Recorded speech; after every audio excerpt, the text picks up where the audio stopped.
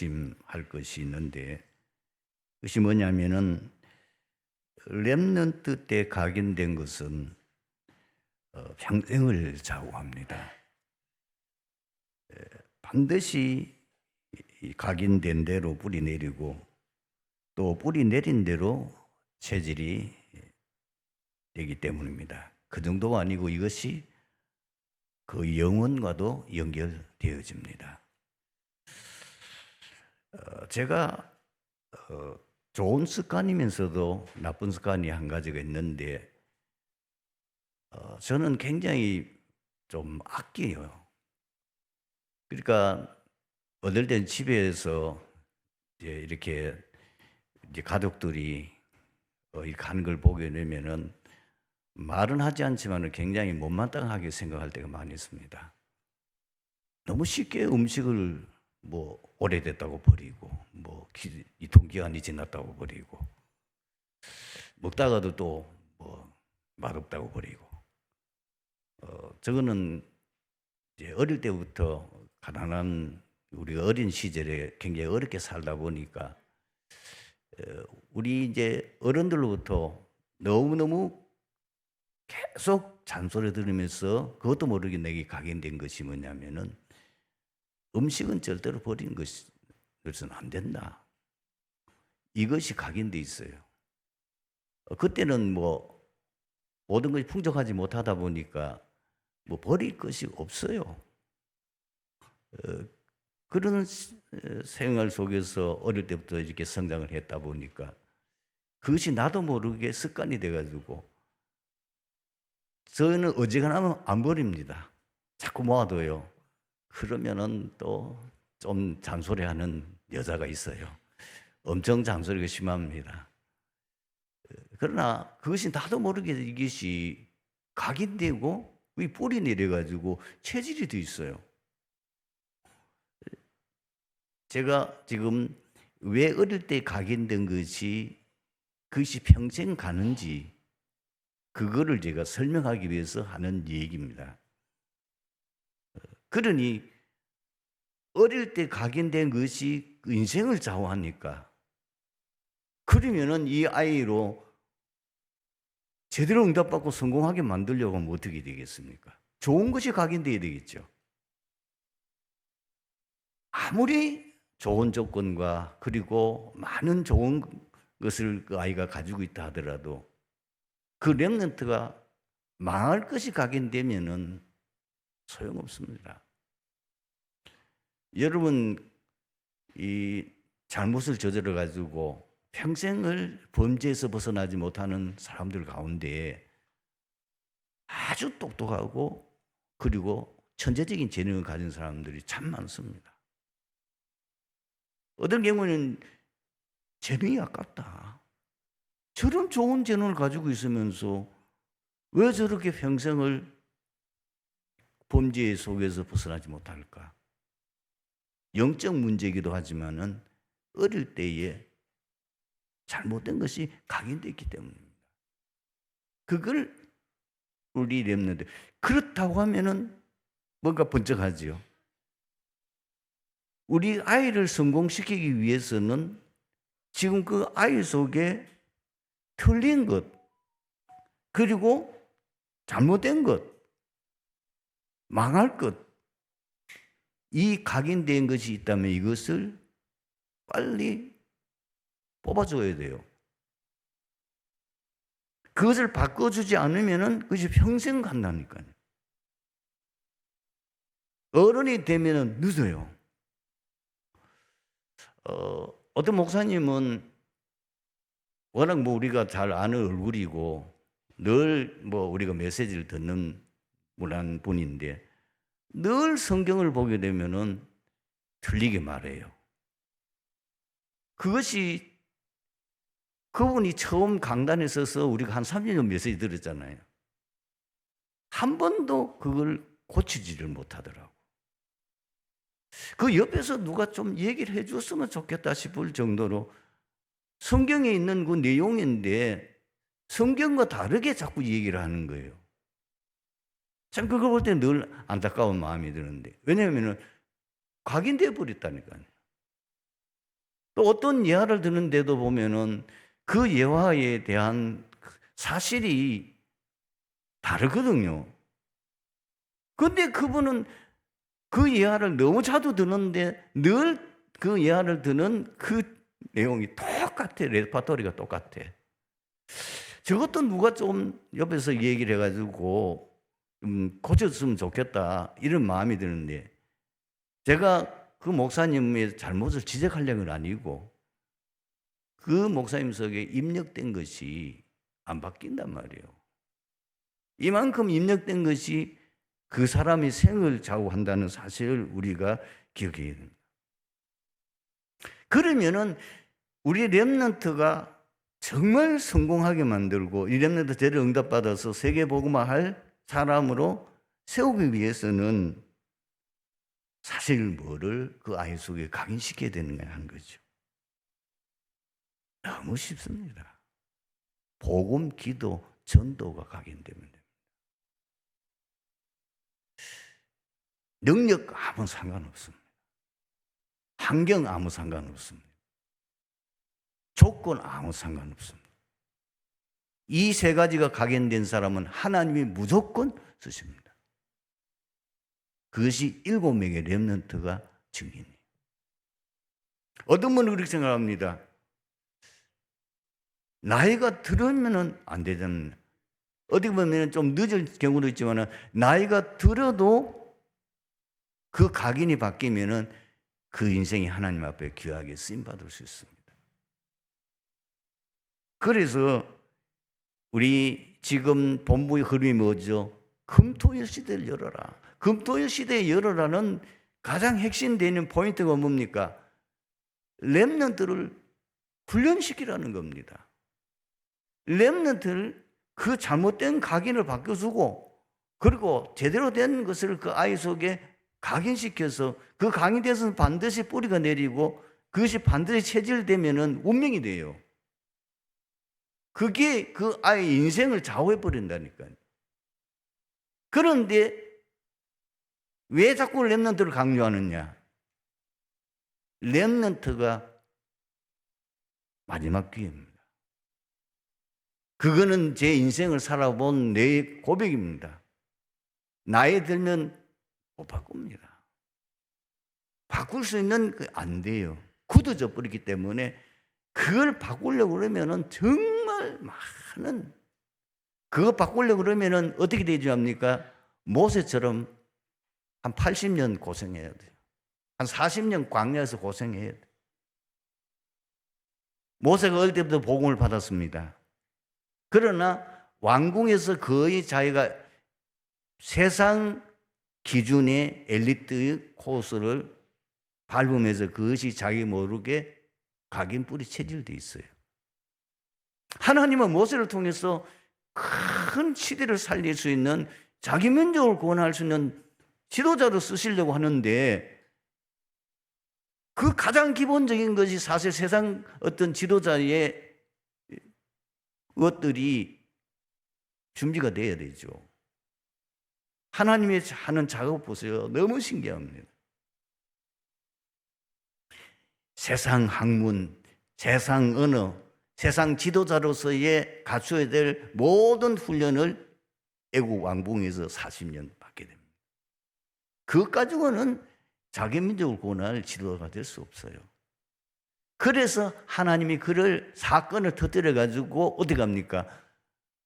광야로 가지 않으면 안 되도록, 애국을 떠나서 도망가면 지명 수배자가 될 수밖에 없도록 해서 그 40년 동안 미디안 광야에서, 그 여러분 시내산 광야에서 버려진 것 같지만 아닙니다.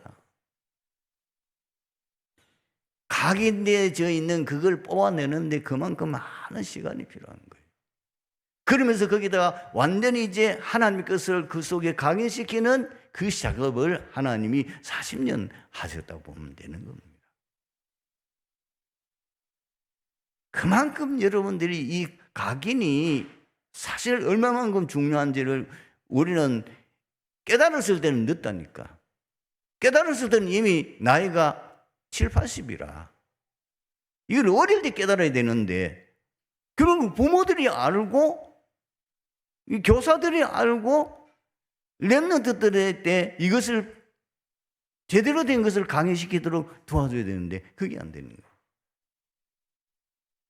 우리 교사들은, 그리고 우리 부모님들은 너무 걱정하지 마세요. 세상 공부하면 좋죠. 뭐 세상적인 해본이 달련 가지면 좋죠. 태어났는데 머리가 좋고 똑똑하면 좋죠. 그렇다고 하나님 앞에 쓰임 받는 건 아닙니다. 세상적으로 쓰임 받았지만은 결국은 마지막에 영원한 지옥으로, 영원한 비참하게 멸망에 빠집니다. 아무 능력이 없는 것 같지만은, 아무 배경도 없고 없는 것 같지만은 하나님이 들어 쓰시니까 한 시대를 살리고 세계복음화 하는 주역으로 쓰임받았던 것이 일공의 렘넌트요. 성경 그 일을 계속 반복해 얘기하는 거죠. 그리고 포로 시대 때의 렘넌트요. 그래서 사실 고하잖아요. 그것도 자기 민족이 망해서 포로 잡혀왔잖아요. 그런데 그 에스더가 그렇게 귀하게 쓰임받는 인물이 될 줄 누가 알았겠습니까? 하나님 뜻으로 쓰신 거예요. 그런데 에스더는 이미 뭐죠? 영적 섬이 있었어요. 에스더가 지금 중요한 사건을 만나서 그 해결하는 과정을 보세요. 감탄할 수밖에 없어요. 나는 어린 여자가 어떻게 저런 아이디어가 떠는, 저런 지혜가 생겼을까? 문제를 만났을 때에 그 모르드게 사촌 오빠가 지적을 하잖아요. 지적했을 때에 딱 깨닫고 뭐죠? 이때다. 내가 해야 될 일이 뭐냐? 우리 민족을 살리는 거. 그래서 전 세계 하나님 살아계심을 증거하는 기회다. 뭐부터 하지요? 기도부터 하잖아요. 그리고 자기 일에서 기도해달라고 온 유다인들에게 부탁하잖아요. 벌써 뭘 안 합니까? 하나님의 역사하는 비밀을 깨달은 거예요. 이거는 하나님의 역사 아니면 안 된다. 정말 보좌의 축복이 임해야 되는 것이고 숭고한 초월하는 하나님의 역사가 아니고는 이거는 해결할 수 없다는 거 알아요. 내 힘으로 할 수 없다는 거 알아요. 그걸 아는 거예요. 왕의 마음을 누가 감동시키느냐? 하나님이 감동시켜 주셔야 되지. 허락도 없이 규례를 어기고 왕 찾아가면 죽어요. 왕비라도 죽는다고. 왕이 지금 거치한 곳에 아무나 못 들어가요. 왕비라도 못 들어가요. 왕의 허락이 있어야 돼요. 왕의 부름이 있어야 가는 거예요.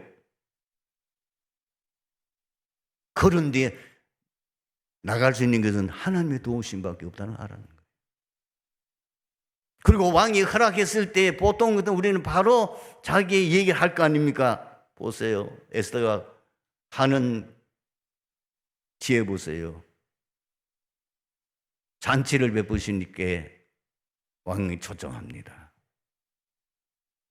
왕은 알고 있어요. 뭔가가 마음에 소원이 있어가지고 지금 에스더가 왔다는 거 알고 있어요. 묻잖아요. 네 소원이 뭐냐? 나라 절반이라도 내가 줄 수 있다. 그때 얘기 안 합니다.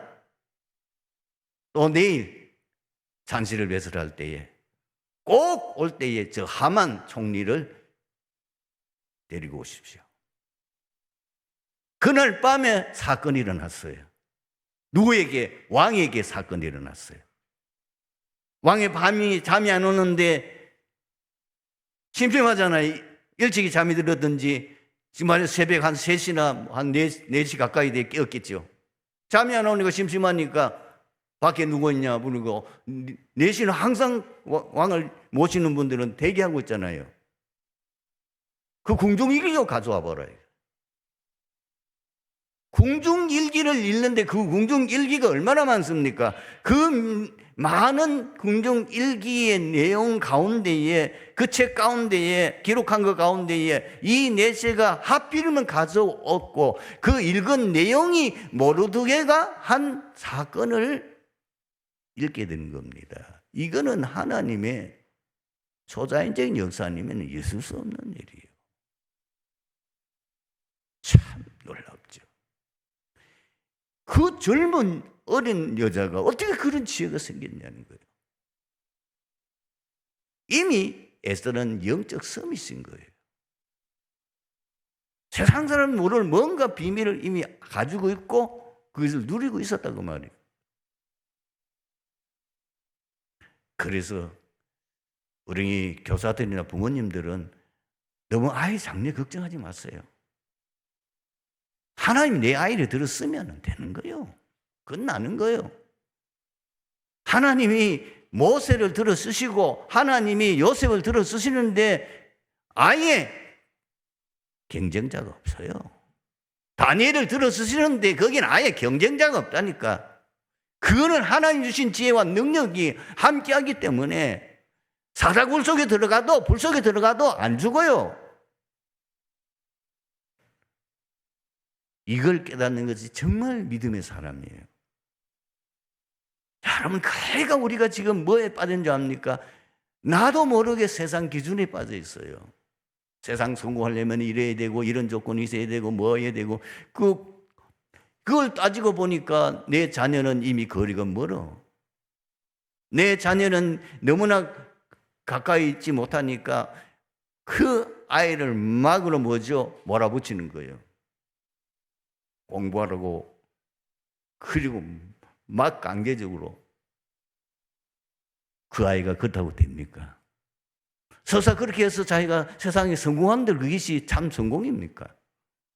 결국 평생 사단에서 심부름하다가 평생 그 하나님께로부터 많은 그 받은 일반 은총의 그 축복을 받았는데도 불구하고 아무리 돈을 자기가 머리가 좋고 그리고 경제의 능력이 있어가지고 사업의 능력이 있어가지고 돈을 수십조억을 벌은들 그것을 복음위해서 쓰지 못한다면 그거는 아무 소용없는 거예요.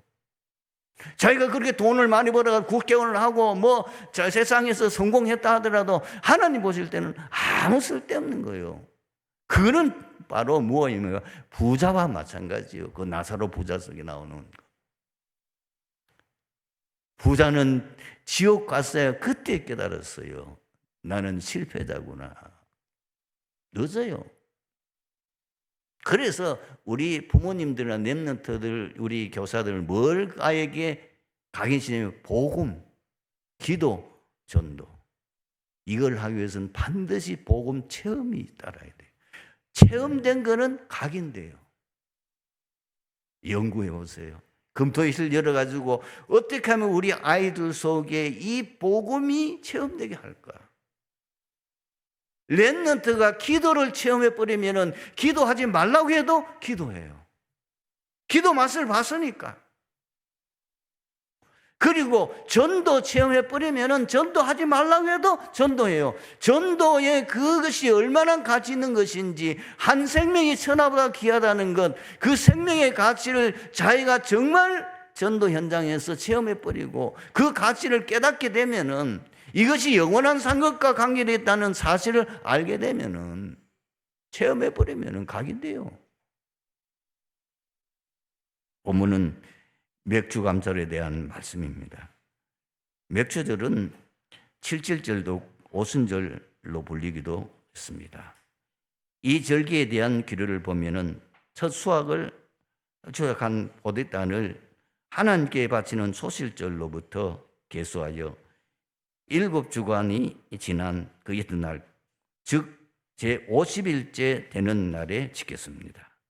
이때는 보리 추수가 거의 끝나고 새로 밀 추수를 시작하게 된 때입니다.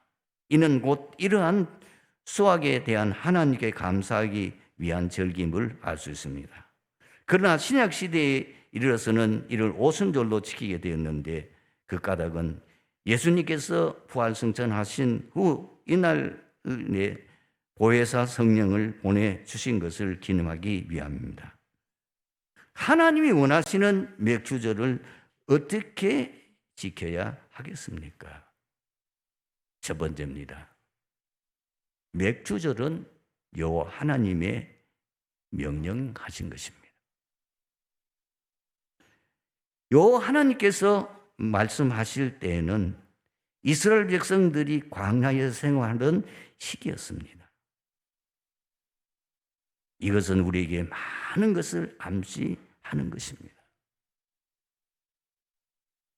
사실 이스라엘 백성들이 지금 출애굽해가지고 400년 동안이나 이 애굽에서 노예 살해하다가 해방돼서 하나님의 약속하신 가나안 땅으로 가는 그 광야길에서 얼마나 어려운 시기입니까? 얼마나 힘든 시기입니까? 얼마 전에 연세가 드신 목사님이 성지순례를 다녀왔다. 그래서 만나가 대화하는 속에 자기가 그 모세가 출애굽한 그 여정을 따라가지고 이제 시내산을 거쳐서 그리고 광야 그걸 그대로 길을 거쳐가지고 이제 예루살렘 말하자면 이스라엘에 들어가게 됐는데 자기가 그걸 이렇게 그 이스라엘 백성들이 걸어갔던 그 광야길을 쭉 여정을 따라서 가면서 성경에 나오는 그 이스라엘 백성들이 불평했던 걸 이해가 되더라는 거예요. 불평할 수밖에 없더라는 거예요. 그 메마른 사막에 풀 한 폭이 나무 한 그루지대 자랄 수 없는 그 환경 속에서 먹을 양식이 있습니까? 매일같이 똑같은 만나 안 물리겠습니까? 하루도 아니고 이틀도 아니고 그걸 40년 동안이나 광야에서 만나만 먹고 살아요. 얼마나 그들이 고기가 먹고 싶으면 고기 것 때문에 달라고 불평하고 뭐 울기도 했겠습니까? 광야길을 걸어가면서 보니까 그 여정을 따라서 가보니까 이해가 되더라는 거예요. 왜 했을까요? 이게 뭘 의미하는 걸까요? 이게 중요한 거예요. 그렇게 힘든 광야길에 하나님이 왜 절기를 만들어가지고 여기에 보면은 출애굽기 나오는 지금 내용 앞에 14절부터 17절까지 보면 세 절기를 말하고 있잖아요. 무교절, 유월절 말하는 거죠. 그리고 이게 맥추절, 혹은 오순절, 혹은 또 칠칠절, 그리고 수장절을 지키라고 말했단 말이에요. 성도가 세상에 살아가는 방법을 말하는 거예요. 성도는 세상에서 육신 중심으로 사는 것이 아니고 영적 중심, 하나님의 영적 생활이 우선순위 되는 삶을 살아야 된다는 겁니다. 마태복음 6장 33절 말씀, 예수님이 왜 그 말씀했을까요? 너희는 먼저 그의 나라와 그 일을 구하라. 그리하면 이 모든 것을 내가 너희에게 더하여 주시리라. 여러분 잘 보세요. 저 창세기부터 시작해가지고 쭉 거기에 나오는 믿음의 위인들이 어떤 삶을 살았는지 다시 한번 돌아보라고 말이에요. 세상 중심으로 안 살았습니다. 물질 중심으로 살지 않았습니다. 세상의 영광이나 세상 것을 추구하는 삶을 살지 않았습니다. 아벨 제사가 달랐어요. 에녹 300년 동안이나 하나님과 동행하다가 하나님 부름받았습니다. 노아 그 시대 사람들이 다 세상에 빠져서 네피림 시대가 되었지만은 노아만은 하나님 중심으로 살았잖아요. 하나님 이 노아는 그 600년 벌써 그때 부름받았을 때 600세가 넘잖아요. 그때 하나님과 동행한. 여러분 성경은 계속해서 뭘 말합니까? 성도는 하나님 중심으로 살아야 된다. 성도는 영적 중심으로 살아내야, 영적 생활이 중심으로 살게 되면 나머지는 하나님이 축복하셔서 다 책임진다. 그 얘기입니다. 이 세상 만물을 누가 만들었으면 하나님입니다. 그 만물을 만들어 누가 하십니까? 하나님입니다. 내가 복을 받고 못 받고는 여러분의 노력으로 되는 게 아니에요. 속지 마세요. 하나님이 복을 주시면 되는 거예요. 하나님이 복을 주실, 우리는 불신자와 달라요. 불신자는 일반 은총에 살지만은 믿는 신자는 하나님 주시는 축복 속에서 살아가고 하나님 은혜 속에서 살아가는 겁니다. 그렇게 출애굽기 또 한 번 강조하잖아요. 출애굽기 34장 22절에는 또 다시 강조한다니까요. 또 뭐라고 합니까? 맥주절 7절을 지키라. 또 말합니다. 레위기 23장 여기 15절에서 21절을 뭘 말합니까? 그 6월 지금 맥주절을 제사 드리는 형식으로 지키니까 그 구약 시대는 어떻게 지내 그 제사에 대해서 굉장히 구체적으로 제사 방법에 대해서 말씀하고 있습니다. 그리고 신명기 또 말합니다. 신명기 16장에는 또 뭘 말합니까? 9절에서 11절까지 그 절기 규례에 대해서 세밀하게 얘기해요. 여러분 두 번째 기억해 드리면 하나님께서 명령하신 이유가 뭡니까? 과거, 현재 은혜에 대한 감사, 미래에 받을 은혜를 소망하며 하나님 앞에서 기뻐하게 하기 위함이며, 그래서 데살로니가전서 5장 16절에 항상 기뻐하라, 쉬지 말고 기도하라, 범사에 감사하라. 지금 이 절기를 통해서 하나님께서 이스라엘 백성들이 뭐를 깨닫게 하려는 겁니까? 여호와 하나님만이 참 진정한 복의 근원이요 기쁨의 근원이심을 기억하게 하기 위함입니다.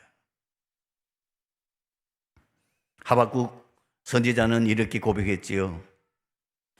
비록 무화과 나무가 무성하지 못하며 포도나무에 열매가 없으며 감람나무에 소출이 없으며 밭에 먹을 것이 없으며 우리의 양이 없으며 외양간에 소가 없을지라도 나는 여호와로 말미암아 즐거워하며 나의 구원의 하나님으로 말미암아 기뻐하리로다. 그리고 이 절기는 어떻게 지켜야 될 것을 말합니까? 하나님께로도 받은 그 기쁨을 자기 혼자만 아니고 주위에 가난하고 불우한 이웃들과 함께 나누도록 하기 위함입니다. 신명기 16장 11절에서 12절에 나와 있죠. 너와 내 자녀와 노비와 내 성중에 있는 레위인과 및 너희 중에 있는 객과 과와 가부와 함께 내 하나님 여호와께서 자기 이름을 두시려고 택하신 곳에서 너희 하나님 여호와 앞에서 즐거워할지니. 그러면서 뭘 또 얘기합니까? 12절에 너는 애굽에서 종되었던 것을 기억하고 이 규례를 지켜 행할지니라. 여기서 우리가 또 좀 더 영적 의미가 뭡니까? 복음의 기쁜 소식을 모르는 사람들에게 증거해야 될 임무를 상기시켜 주는 것입니다. 세 번째로 그럼 어떻게 지켜야 되겠습니까? 여러분, 지금까지는 우리가 잘 몰라서 적당히 지켰다 하더라도 오늘부터 여러분 이 절기 지키는 거 굉장히 여러분들이 제대로 마음 담고 지켜야 됩니다. 첫 번째가 뭐죠? 반드시 이유, 의미를 알고 지켜야 돼요. 왜 맥주절을 지키게 했냐? 그 맥주를 지키는데 왜 소실절 지키고 난 후에 7주간 뒤에 그 다음날 50일째 지키게 했느냐? 그리고 지키는데 왜 이렇게 지키라고 말씀하셨느냐? 그 이유와 의미를 알고 지켜야 됩니다. 우리가 신앙생활을 오래 하다 보면 나도 모르게 타성이 젖어가지고 뭐든지 그냥 그런갑다 이런 식이에요. 아, 오늘 맥주 감사주일이네, 또 헌금 내라갑다. 잘 깨달았네, 복 받겠네, 그런 식으로 해가지고는 응답받을 수가 없죠. 왜 지키라고 했는지. 항상 우리가 하나님 은혜를 기억해야 되지만은 우리가 6개월 동안 세상 살면서 이 어려운 세상 속에서 여러 머리털 하나 사가지 않고 오늘 이 자리에서 예배 드리는 거 감사해야 돼요. 어떤 분은 질병으로 지금 병원에 아직 입원해 있는 분도 있습니다. 이런저런 일에서 어려움 당하는 분들이 많이 있습니다. 지금까지 6개월 동안 2023년도 여러분, 이게 은혜 아닙니까? 은혜 감사합니다. 하나님 은혜 감사합니다. 우리가 제대로 의미를 알고, 그리고 왜 지켜야 되는지 그 이유를 알고, 그 영적 의미까지 우리가 알고, 하나님의 어떤 중심으로 우리가 살아야 되는지 그 하나님의 뜻을 제대로 알고 지켜야 되겠죠. 그래서 어떻게 지킵니까? 정말 우리 마음과 중심을 다해서 지키는 겁니다. 신명기 6장 5절에 너는 마음을 다하고 뜻을 다하고 힘을 다하여 주 너의 하나님을 사랑하라. 그리고 반드시 이 절기를 지킬 때는 어떻게 지켜야 됩니까? 그것이 신명기 16장 10절에 나와 있습니다. 어떻게 10절을 기록하고 있습니까? 내 하나님 여호와 앞에 7절을 지키되 내 하나님 여호와께서 내게 복을 주신 대로 내 힘을 헤아려 자원함으로 예물을 드리고. 여기에 세 가지가 나왔습니다. 우리가 이 절기를 지킬 때는 하나님 앞에 예물 드려야 돼요. 어떻게 예물 드립니까? 하나님이 복을 주신 대로. 그리고 내 힘을 헤아려. 내 힘에 맞게 드리라 그 말이죠. 그리고 자원함으로 드리라. 우리 성도 여러분들이 경제 응답을 받는 데는 반드시 헌금과 관계 있음을 기억하십시오. 헌금, 여러분 경제응답 받기 경제응답 받기 싫은 사람은 헌금 아무렇게나 드려도 돼요. 나는 경제응답 받기 싫다. 난 돈이 귀찮다. 이런 사람은 아무렇게나 지키대요. 그러나 내가 정말 세계 복음화 할 이 귀한 일을 감당하기 위해서는 반드시 내가 빚의 경제 응답을 받아야 된다. 그래야만 세계 복음화지. 우리 교회가 세계 복음화 할 수 있기 위해서는 반드시 경제 응답 받아서 이 경제가 있어야만 세계 선교사도 파송하고 우리가 해외 나가서 또 사람들 도와주기도 하고 할 수 있습니다. 지금 우리가 지금 선교 대회를 한다, 혹은 무슨 중요한 우리가 렘넌트 대회를 한다, 다 거기는 뭐죠? 경제가 뒷받침되어야 되는 거죠. 우리가 마음껏 우리가 선교대회 하는데 이 오신 선교사님들과 그 훈련받으러 오는 분들을 도와주고 일을 할 수 있고, 또 우리가 렘넌트 대회를 하게 되면은 거기에 많은 우리 렘넌트들이 이제 가게 되는데 거기에 따라드는 게 반드시 경제가 따라야 되잖아요. 그 일을 할 수 있으려고 하면은 경제 응답 받아야 될 거 아니에요. 세 가지를 기억하십시오. 여러분들은 어떻게 드리면 하나님 앞에 하나님이 기뻐하는 예물입니까? 하나님이 복 주신 대로 하십시오. 그리고 여러분이 힘을 헤아려 하십시오. 하나님께서 많은 물질의 축복을 주는 걸 많이 드리고, 또 내가 가진 힘이 적으면 적은 대로 드리고, 그리고 그것도 자원함으로 반드시 그분은 경제응답 받을 수밖에 없습니다.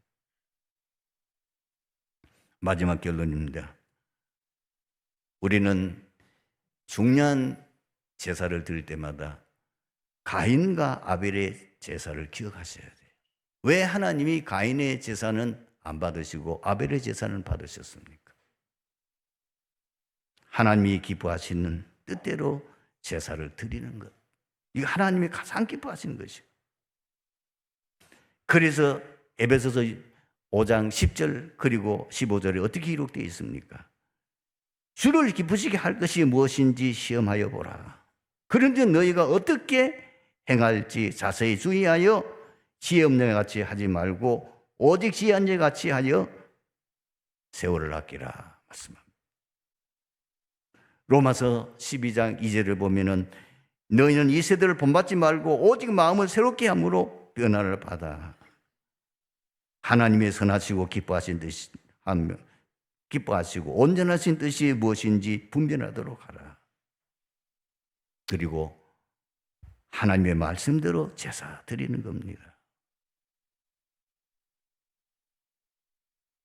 사무엘상 15장 22절에 보면은 제사가 순종이 제사보다 낫고 드리는 것이 수양에 기름을 드리는 것보다 낫다고 말씀합니다. 이번 한 주간 동안 여러분들에게 최고의 응답받는 축복이 함께하기를 주님으로 축원합니다.